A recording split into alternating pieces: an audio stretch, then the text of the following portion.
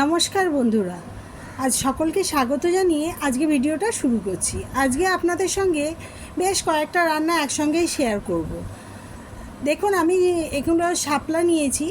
শাপলার ফুলগুলো দেখুন, সাদা ফুলও ছিল, আবার নীল রঙের ফুলও ছিল। নীল রঙের ফুলটাতে খুব সুন্দর গন্ধ ছিল। কিন্তু আমি আজকে যেই রান্নাগুলো আপনাদের সঙ্গে শেয়ার করব, সেই রান্নাগুলো হচ্ছে একদমই নিরামিষি রান্না। আমাদের যে বন্ধুরা নিরামিষি রান্না খান, তাদের জন্য আমি এই আজকে রান্নাটা শেয়ার করছি। আমি এখানে কাঁকরোল আর পটল কেটে রেখেছি। কেটে আমি ওতে নুন হলুদ মাখিয়ে কিছুক্ষণ রেখে দিচ্ছি।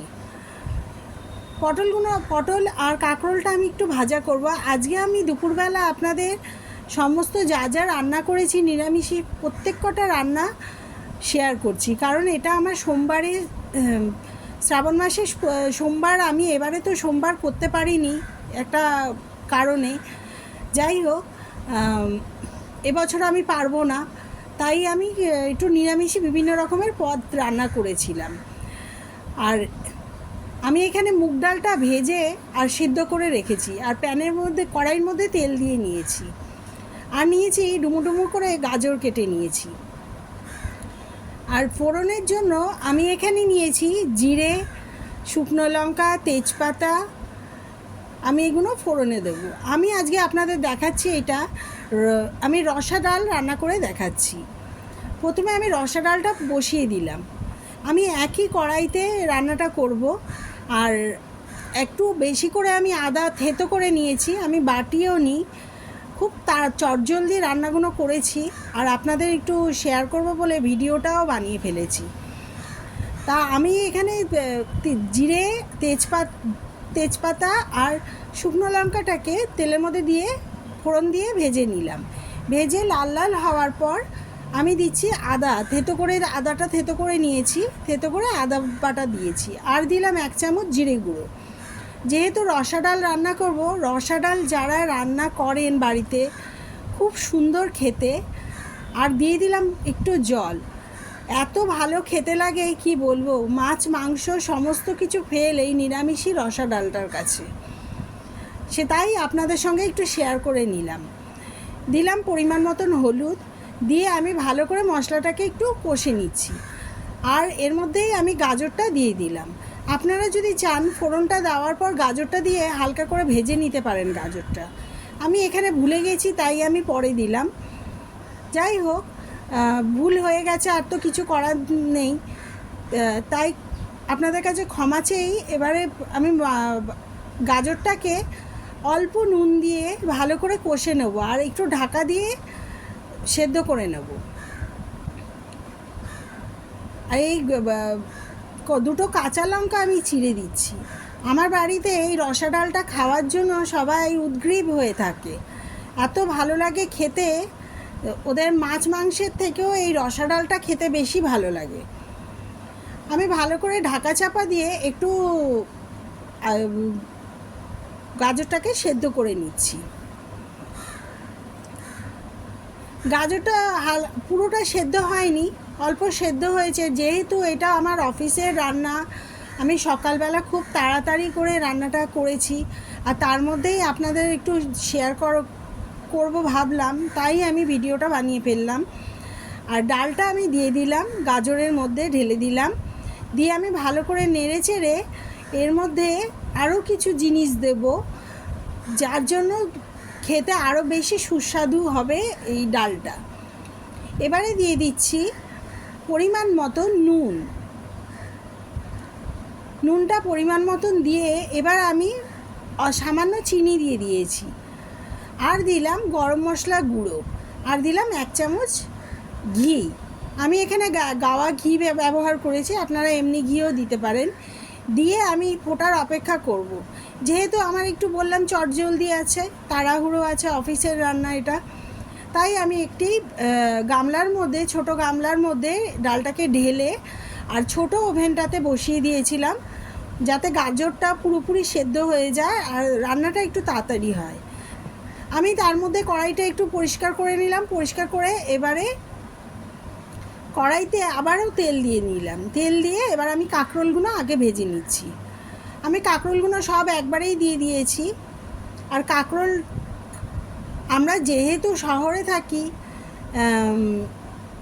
তাই গাছের টাটকা জিনিস তো আপনাদের দেখাতে পারবো না। আমরা বাজারে যেরকম পাওয়া যায়, যেরকম আমরা কিনে আনি, সেই জিনিস দিয়েই রান্না করে আপনাদের দেখাতে পারবো। আর অন্য কিছুভাবে এন্টারটেনমেন্ট করতে পারবো না আপনাদের, কারণ আমাদের তো সেরকম মানে ফ্ল্যাট বাড়িতে যেহেতু থাকি একটু অসুবিধাই আছে।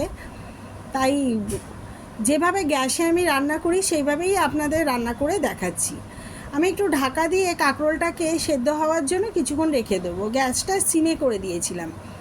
দেখুন, এবারে ঢাকনাটা খুলেছি, দেখছি অর্ধেকটা লাল হয়ে গেছে। খুব বেশি লাল করব না, কারণ আবার তিতো হয়ে যেতে পারে। আমাদের আবার বেশি লাল হয়ে গেলে ভাজাভুজি খেতে চায় না, তাই আমি হালকা ভাজা করে তুলে নিলাম। আমি কাঁকরোলটা পুরো তুলে নিলাম। তুলে নিয়ে এবার যে পটলগুলো রেখেছিলাম নুন হলুদ মাখিয়ে, সেই পটলগুলোই তেলের মধ্যে আবার ছেড়ে দিচ্ছি। কিছুক্ষণ নুন হলুদ মাখিয়ে রেখে দিলে তাহলে ভিতরে সবজিটার ভিতরে নুন হলুদ পরিমাণ মতো মানে সুন্দরভাবে ঢোকে, নয়তো আলনি আলনি খেতে লাগবে। তাই একটু কিছুক্ষণ রেখে দিতে হয় মাখিয়ে। আমি সেরকমভাবেই রেখে দিয়েছিলাম কিছুক্ষণ। দেখুন, ঢাকা চাপা দিয়ে পটলটা বারবার সিদ্ধও করে নিয়েছি। আর আমার কয়েকটা পটল ভাজা হয়ে গেছে, লাল হয়ে গেছে, আমি তাই তুলে নিচ্ছি। পটলগুলো ভাজা হয়ে গেছে, এবার আমি একে একে সব পটলগুলো একটু লাল লাল হলে তুলে নেব, কারণ আমি সবগুলো পটল একসঙ্গেই দিয়ে দিয়েছিলাম। আর যেহেতু অনেকটা তেল দিয়েছি, তাই আমি সবগুলো পটল একসঙ্গেই দিয়ে দিয়েছি। এবার সব ভাজা হয়ে গেছে, একে একে আমি পুরো পটলটাই তুলে নিচ্ছি। আমার ভিডিও ভালো লেগে থাকলে আপনারা লাইক শেয়ার করবেন এবং আমার চ্যানেলটাকে অবশ্যই সাবস্ক্রাইব করবেন। সাবস্ক্রাইব করতে ভুলবেন না কিন্তু।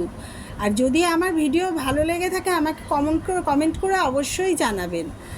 আমি আজকে একটু আপনাদের অন্যরকম ভাবে দেখানোর জন্যই একটা রান্না না, আমার বাড়িতে যা যা রান্না হয়েছে পুরোটাই আপনাদের সঙ্গে শেয়ার করলাম। এবারে রান্না করছি সেই শাপলাগুলো যে কেটে রেখেছিলাম, সেই শাপলা দিয়ে শুক্তো। ফোড়নে দিয়েছি রাঁধুনি, সর্ষে আর আদাটা থেতো করেই রেখেছিলাম। একসঙ্গেই আমি আদাটা পুরো থেতো করে রেখেছিলাম। এবারে আমি দিয়ে দিলাম তেলের মধ্যে, ওগুলো হালকা করে ভেজে এবারে আমি শাপলাগুলোকে তেলের মধ্যে দিয়ে দিচ্ছি। শাপলাগুলো আমি পুরোই দিয়ে দিচ্ছি, সব কটা শাপলা যতগুলো কেটে রেখেছিলাম। একাটি এনেছিল আমাদের শাপলা, আর আমি পুরোটাই কেটেছিলাম। শাপলা আরও অনেক রকম করে রান্না করা যায়, যেহেতু এখন পেটের একটু সমস্যা সবারই চলছে, যেহেতু বর্ষাকাল, তাই আমার মা বলল যে শুক্তো বানা, সর্ষে দিয়ে করিস না, শুক্তো বানা, কারণ সর্ষে খেলে পেটের সমস্যা হতে পারে। তাই আমি একটু শুক্তো বানিয়ে দিলাম। আর আপনারা ভালো করেই জানেন শুক্তো হচ্ছে পেট ঠান্ডা করে, পেটের পক্ষেও ভীষণ ভালো, তাই আমি শুক্তো রান্না করছি। আপনারাও একটু বানিয়ে খাবেন, খেতে অসাধারণ হয়েছিল, খুবই ভালো হয়েছিল। আশা করব আপনাদেরও ভালো লাগবে। একবার ট্রাই করে দেখবেন কেমন লাগে, তারপর আমাকে জানাবেন। আর দেখুন, শাপলাটা সেদ্ধ হয়ে গেছে, আমি নুন দিয়ে ঢাকা দিয়ে দিয়েছিলাম। সেদ্ধ হয়ে গেছে, জলটা একদম শুকিয়ে গেছে। যেহেতু শুক্তো একটু ঝোল ঝোল হলে ভালো লাগে, তাই আমি একটু জল দিয়ে দিলাম। দিয়ে আমি ভালো করে ফুটিয়ে নিচ্ছি শাপলাটাকে। আগে এই শাপলা গ্রামেগঞ্জে কারোর বাড়িতে গেলে মাঠে ঘাটে অনেক পাওয়া যেত, কিন্তু এখন তো আর সেরকম ব্যাপার নেই। চতুর্দিকে বাড়িঘর হয়ে গেছে, এখন আর এগুলো জঙ্গলে টঙ্গলে মাঠে ঘাটে পাওয়া যায় না। নয়তো এই বর্ষাকালে মাঠে ঘাটে আগে পাওয়া যেত গ্রামেগঞ্জে, এখন সেরমভাবে পাওয়া যায় না। কারণ অনেক জায়গাতে আমরা যেদিকে থাকি আর কি, সেখানে যাদের আত্মীয় স্বজনের বাড়িতে যেতাম, এখন সেখানে সব বাড়িঘর হয়ে গেছে। আমি শাপলাটাকে একটা পাত্রে ঢেলে রাখলাম। এবারে কড়াইয়ের মধ্যে আবারও তেল দিয়ে নিয়েছি, কারণ আমি আবার পাঁচ তরকারিটা করব। এখানে দিয়ে দিলাম পাঁচ তরকারির জন্য আমি 5 ফোড়ন দিয়ে দিলাম কড়াইয়ের মধ্যে। দিয়ে এবারে ফোড়নে কটা কাঁচা লঙ্কা চিড়ে দিয়ে দিচ্ছি। আর দেব আমি আদাটা যে থেতো করে রেখেছিলাম, যেটুকু আদা ছিল সবটাই দিয়ে দিচ্ছি, কারণ সবজি এখানে 1 গামলার সবজি আছে, মানে অনেকটাই সবজি আছে। দিয়ে এবার হলুদ দিয়ে দিচ্ছি পরিমাণ মতন, হলুদ দিয়ে তা আর 1 চামচ দিয়ে দিচ্ছি জিরে গুঁড়ো। পাঁচ তরকারি, নিরামিষি পাঁচ তরকারিটা, এই পাঁচ তরকারিটা যদি শীতকালে বানানো যায় অসাধারণ খেতে লাগে। দিয়ে দিলাম 1.5 চামচ জিরে গুঁড়ো, 1 চামচ না 1.5 চামচ দিয়েছিলাম। এবারে ভালো করে আমি মশলাটাকে কষে নিচ্ছি। শীতকালে পাঁচ তরকারি খেতে ভীষণ ভালো লাগে, কারণ তখন বাঁধাকপি পাওয়া যায়, ফুলকপি পাওয়া যায়, মূলো টুলো এইগুলো ওঠে, খুবই ভালো লাগে খেতে। তা এখন তো ওইগুলোর দিন নয়, তাই এখন যেই সবজিগুলো পাওয়া যায় সেগুলো দিয়েই আমি পাঁচ তরকারিটা করেছি। এখানে দিয়েছি কুমড়ো, বরবটি, পটল, বেগুন, আর দিয়েছি ঝিঙে, গাজর আর কাঁকরোল দিয়েছি। একটা একটা করে কেটেই এতগুলো সবজি হয়ে গেছে, কারণ আমাদের বাড়িতে সেরকম একটা সবজি কেউ খায় না, যেহেতু আমি আর আমার বাড়িতে আর এক বোন আমার খায়, তাই আমরা দুজনেই সবজিটা বেশি খাই, তাই দুজনের জন্যই বানাচ্ছি। কিন্তু দুজনের আন্দাজে অনেকটা বেশি হয়ে গেছিলো, একটা একটা করে সবজি কেটেও অনেকটাই হয়ে গেছিলো সবজি। এই কড়াইয়ের মধ্যে আমি সবগুলো সবজি দিয়ে দিলাম, আর দিয়েছি আলু। আলু তো অবশ্যই দিতে হবে, আলুটা দিলে তবেই স্বাদ হবে। আর দিয়ে আমি ভালো করে মশলাটার সঙ্গে মিশিয়ে নিচ্ছি, সবজিটাকে মিশিয়ে একটু ঢাকা চাপা দিয়ে এবারে দিয়ে দিচ্ছি পরিমাণ মতো নুন, যেটা ছাড়া তো রান্না অচল, জানেনই আপনারা, নুন ছাড়া কোনো রান্নাই হয় না। পরিমাণ মতো নুন দিয়ে দেবো, নুন দিয়ে একটু ঢাকা দিয়েই রান্নাটা করব। তার আগে আমি ভালো করে মশলাটা সবজির সঙ্গে মিশিয়ে নিচ্ছি।